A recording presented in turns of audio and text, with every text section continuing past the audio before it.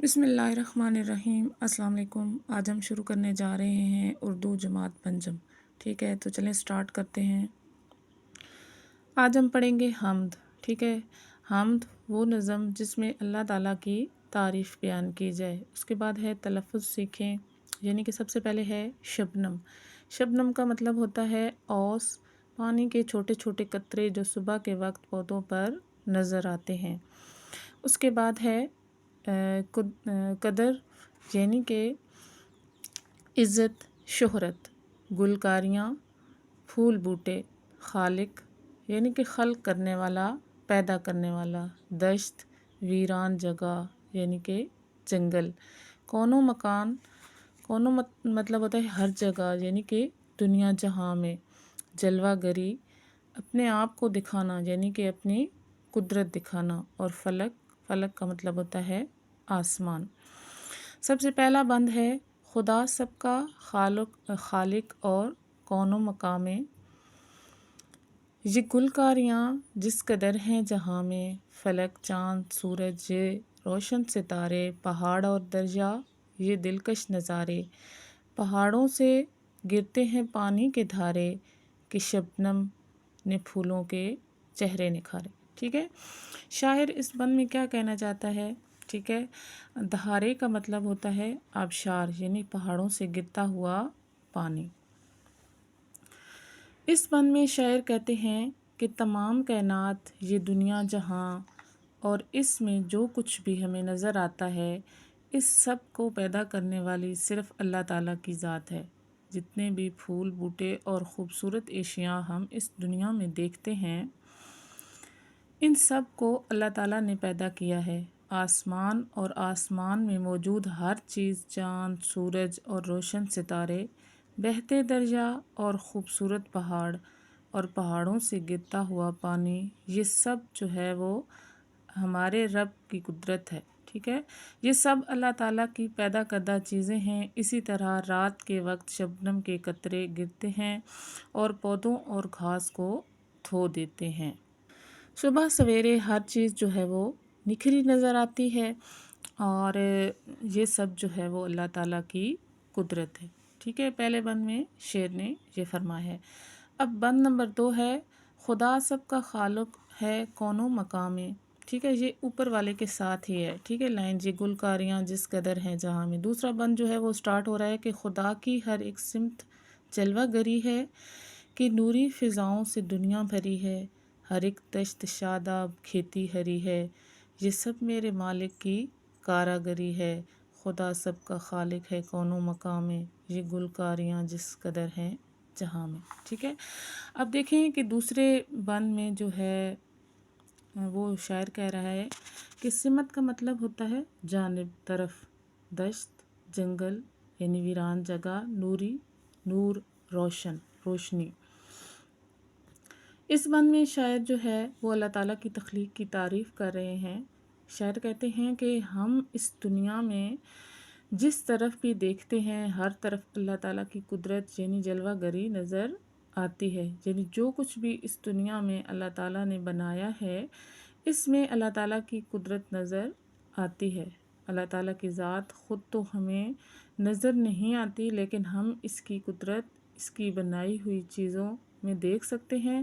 ہر طرف اللہ تعالیٰ کے نور سے یہ دنیا جگمگا رہی ہے، یہ دنیا روشن ہے، یہ اللہ تعالیٰ کی ذات ہی ہے جس نے ویرانے کو آباد کر دیا، وہاں خوبصورت بیل بوٹے اور پودے اگائے، یہ اللہ تعالیٰ ہی کی قدرت ہے جس نے بنجر زمین کو آباد کیا، سرسبز و شاداب کر دیا، جس طرف بھی نظر دوڑائیں ہر طرف اللہ تعالیٰ کی قدرت نظر آتی ہے اور اللہ تعالیٰ کی موجودگی کا احساس ہوتا ہے۔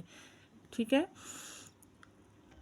بند نمبر 3 ہے زمیں کا ہر ایک ذرہ چمکا ہوا ہے، وہ دیکھو کہ سورج بھی نکلا ہوا ہے، جدھر دیکھیے نور پھیلا ہوا ہے، خدا ساری دنیا پہ چھایا ہوا ہے، خدا سب کا خالق ہے کون و مقام میں، یہ گلکاریاں جس قدر ہیں جہاں۔ آخری بند، تیسرے بند میں شاعر کہتے ہیں، یعنی کہ ذرہ کا مطلب ہوتا ہے چھوٹی چیز، بہت باریک چیز، اس بند میں شاعر اللہ تعالیٰ کی قدرت اور نور کو ظاہر کرتے ہوئے کہتا ہے کہ چھوٹی سے چھوٹی چیز بھی جو ہے وہ اللہ تعالیٰ کی قدرت سے چمک رہی ہے۔ جس طرح دن کے وقت جب سورج نکلتا ہے تو نور کی جو روشنی ہے وہ ہر طرف پھیل جاتی ہے، نور کی طرح روشنی ہر طرف پھیل جاتی ہے، جس روشنی میں ہم اپنے سارے کام انجام دیتے ہیں۔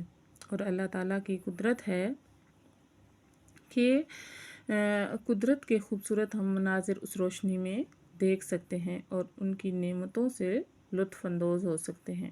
دنیا میں جہاں بھی دیکھیں اللہ تعالیٰ کی قدرت نظر آئے گی، اور اللہ تعالیٰ ہی ساری دنیا پر چھایا ہوا ہے، یعنی پوری کائنات جو ہے وہ پر اللہ تعالیٰ کی حکومت ہے۔ اللہ تعالیٰ ہی اس دنیا کا خالق و مالک ہے۔ دنیا جہاں کی سب رونقیں جو ہیں وہ اللہ تعالیٰ کی قدرت سے ہیں۔ یہ جو نظم ہے یہ غنی دہلوی نے لکھی ہے اور اپنی خوبصورت شاعری میں اللہ تعالیٰ کی قدرت بیان کی ہے۔ اچھا، یہاں پہ ہے کہ ٹھہریے اور بتائیے، یہاں پہ 2 کوشچن کیے گئے ہیں کہ اللہ تعالیٰ کی قدرت کی چند نشانیاں بتائیں۔ ٹھیک ہے، تو اللہ تعالیٰ کی قدرت کی جو نشانیاں ہیں اس نظم میں، جیسے فلک، چاند، روشن ستارے، پہاڑ، دریا، دلکش نظارے، شبنم کے قطرے، پھل پھول پودے، یہ سب جو ہیں وہ اللہ تعالیٰ کی نشانیاں ہیں۔ اور زمین کا ہر ایک ذرہ کس وجہ سے چمکا ہوا ہے، تو ٹھیک ہے، تو آپ نے لکھنا ہے کہ زمین کا ہر ایک ذرہ، یعنی کہ چھوٹی سے چھوٹی چیز بھی جو ہے وہ اللہ تعالیٰ کی قدرت کی وجہ سے، اللہ تعالیٰ کی قدرت سے چمکا ہوا ہے۔ اس کے بعد ہمارے پاس مشق ہے۔ مشق میں سب سے پہلے ہیں الفاظ معنی۔ تو الفاظ میں خالق، پیدا کرنے والا، دشت، جنگل، غیر آباد جگہ، گلکاریاں کرنا، پھول بوٹے بنانا، فلک، آسمان، دلکش، خوبصورت، شاداب، سرسبز، کون و مکان، دنیا جہاں، ذرا، کسی چیز کا نہایت چھوٹا ٹکڑا۔ سوال نمبر 2 ہے کالم ملائیں، یعنی کہ کالم الف کو کالم ب سے ملا کر مصرعے مکمل کریں۔ تو کالم الف میں ہے فلک، چاند، سورج، یہ روشن ستارے، خدا کی ہر ایک سمت جلوہ گری ہے، ہر ایک دشت شاداب، کھیتی ہری ہے، زمیں کا ہر ایک ذرہ چمکا ہوا ہے، خدا سب کا خالق جو ہے وہ ہے کون و مکان میں۔ سوال نمبر 3 ہے نظم کے مطابق درست الفاظ لکھ کر مصرعہ مکمل کریں۔ تو سب سے پہلے ہے پہاڑوں سے گرتے ہیں پانی کے دھارے، یہ سب میرے مالک کی کاراگری ہے، کہ نوری فضاؤں سے دنیا بھری ہے، جدھر دیکھیے نور پھیلا ہوا ہے، وہ دیکھو کہ سورج بھی نکلا ہوا ہے، کہ شبنم نے پھولوں کے چہرے نکھارے۔ اس کے بعد ہیں دیے ہوئے سوالوں کے جواب جو ہیں وہ لکھیں۔ تو سب سے پہلا سوال ہے کہ پہلے بند میں شاعر نے کن دلکش نظاروں کا ذکر کیا ہے؟ تو اس کا جواب ہے کہ پہلے بند میں شاعر نے دلکش نظارے فلک، سورج، چاند، ستارے، پہاڑ اور دریا کا ذکر کیا ہے۔ سوال نمبر 2 ہے کہ شاعر نے اللہ تعالیٰ کی کاراگری کے حوالے سے کن چیزوں کا ذکر کیا ہے؟ دوسرے سوال کا جواب ہے کہ شاعر نے اللہ تعالیٰ کی کاراگری کے حوالے سے نوری فضاؤں، سرسبز شاداب جنگلات اور ہرے بھرے کھیت کا ذکر کیا ہے۔ سوال نمبر 3 ہے کہ ہر ایک دشت شاداب، کھیتی ہری ہے سے کیا مراد ہے اور یہ کس وجہ سے ہے؟ تو اس کے جواب میں لکھیں گے کہ ہر ایک دشت شاداب، کھیتی ہری ہے سے مراد زمین پر موجود سرسبز و شاداب باغ، جنگلات، کھیت اور ہر طرح کی نباتات ہیں۔ یہ سب سورج کی روشنی کی وجہ سے ہیں، جو اللہ تعالیٰ کی بہت بڑی نعمت ہے، اس کے بغیر زمین پر زندگی ممکن نہیں ہے۔ سوال نمبر 4 ہے کہ خدا ساری دنیا پہ چھایا ہوا ہے کا مفہوم لکھیں۔ تو اس کا آنسر ہے کہ خدا ساری دنیا پہ چھایا ہوا ہے کا مفہوم ہے کہ کائنات کی ہر چیز جو ہے وہ اللہ تعالیٰ کی تخلیق کی ہوئی ہے، اور اللہ تعالیٰ تمام مخلوق کا خالق و مالک ہے۔ اللہ تعالیٰ ہر جگہ موجود ہے، دنیا کی کوئی بھی چیز اللہ تعالیٰ سے نہیں چھپ سکتی۔ سوال نمبر 5 ہے، ہم میں بیان کی گئی نعمتوں کے علاوہ کوئی سے 5 نعمتوں کے نام اور ان سے متعلق ایک جملہ لکھیں۔ اس کے جواب میں ہم 5 چیزیں لکھیں گے۔ ویسے تو اللہ تعالیٰ کی بنائی ہوئی بے شمار چیزیں ہیں، لیکن ہوا، پانی، سمندر، پودے اور رات کے بارے میں ہم لکھیں گے۔ ہوا کے بغیر ہم زندہ نہیں رہ سکتے، پانی ہر چیز میں استعمال ہوتا ہے، سمندر میں مختلف جاندار پائے جاتے ہیں، پودوں سے ہم خوراک حاصل کرتے ہیں، اور اللہ تعالیٰ نے خوبصورت تاروں بھری رات بنائی ہے۔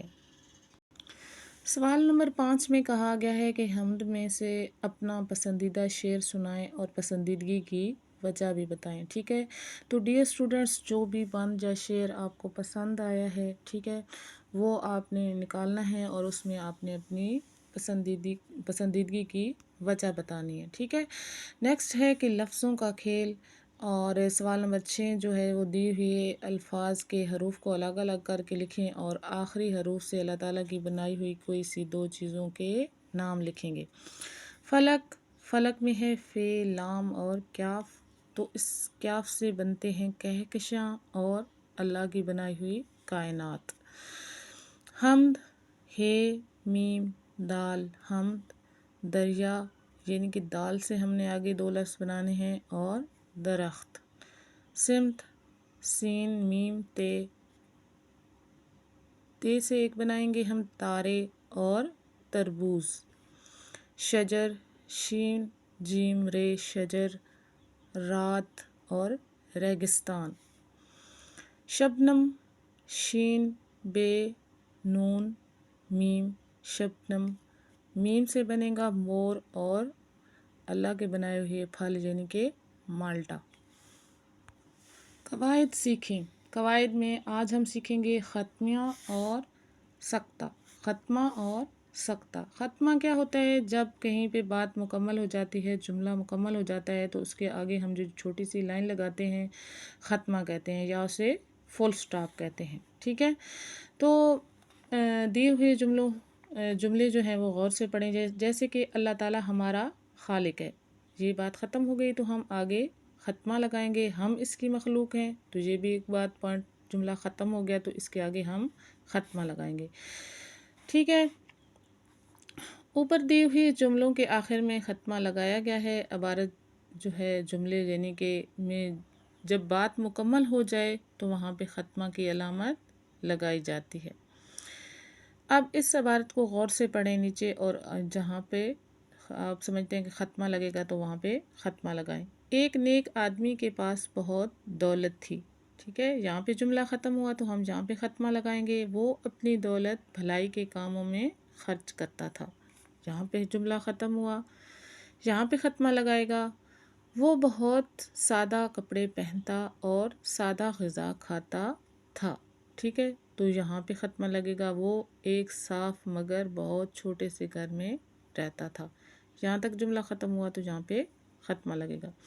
سکتہ کیا ہوتا ہے کہ جہاں پہ 2 سے زیادہ چیزیں، الفاظ یا نام آ رہے ہوتے ہیں، ٹھیک ہے، تو وہاں ان کو الگ الگ کرنے کے لیے اس میں سکتہ لگایا جاتا ہے۔ ٹھیک ہے، جیسے نیک آدمی غریبوں، محتاجوں اور مفلسوں اور مسکینوں کی مدد کرتا ہے۔ یہاں پہ 2 سے زیادہ ہیں، اگر 2 آتے غریب اور محتاج تو ہم صرف ان کے درمیان اور لگا دیتے، یعنی نیک آدمی غریبوں اور محتاجوں کی مدد کرتا ہے، لیکن یہاں پہ 2 سے زیادہ ہیں تو ہم ان کے درمیان سکتہ لگائیں گے۔ جیسے نیک آدمی غریبوں، پھر سکتہ لگے گا محتاجوں، مفلسوں، اور آخری جو لفظ ہوگا اس سے پہلے الفاظ ہوگا اس سے پہلے جو ہے وہ ہم اور لگا کر جملہ ختم کریں گے۔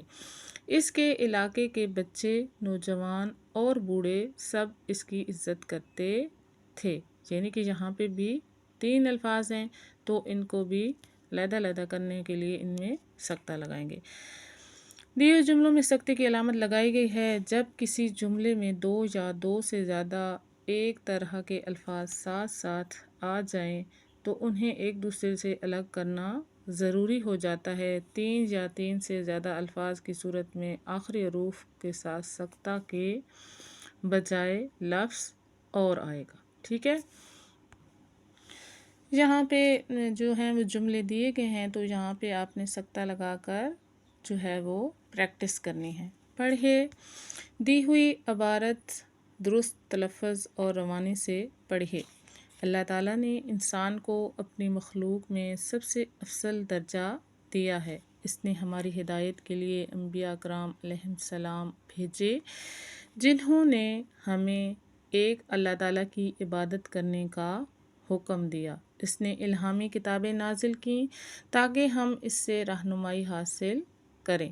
اللہ تعالیٰ اس کائنات کا واحد خالق و مالک ہے۔ وہ ہر شے پر قادر ہے۔ اس کی نظر میں ہمارے سب کام ہیں۔ وہ روز جزا کا مالک ہے۔ اسے اپنے بندوں سے بے حد محبت ہے۔ ہمیں ایک اللہ تعالیٰ کی عبادت کرنی چاہیے اور صرف اسی سے مدد مانگنی چاہیے، ٹھیک ہے اسٹوڈنٹس۔ نیکسٹ جو کوسچن ہے وہ یہ ہے کہ آپ نے اللہ تعالیٰ کی جو سب سے بڑی نعمت ہے ہمارے والدین، اس موضوع پر ایک پیراگراف لکھنا ہے۔ تو یہ آپ نے سیلف رائٹنگ کرنی ہے۔ ہمارا جو آج کا سبق یعنی کہ نظم تھی وہ کمپلیٹ ہو گئی ہے۔ ہم نے ساری جو ہے وہ مشق کر لی ہے، تو انشاءاللہ نیکسٹ سبق کے ساتھ آئیں گے۔ اللہ حافظ۔